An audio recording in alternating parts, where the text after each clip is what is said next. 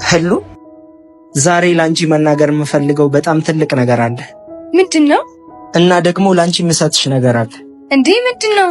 ህሉ ይሄን ነገር ዛሬ አልነበረም መናገር የነበረብኝ፣ ግን ደግሞ ነገሮች አልተመቻቹልኝም።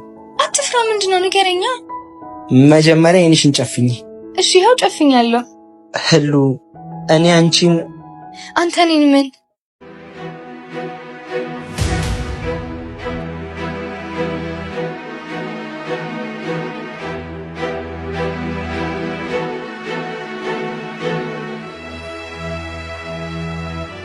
ይቅርታ፣ ቅድም ጫሜን ስፋልኝ ብለሽ የሰጠሽ ልጅ ነሽ አይደል? አዎ ነኝ። ምን ሆነሽ ነው የምታለቅሽው? ምንም አልሆንኩም።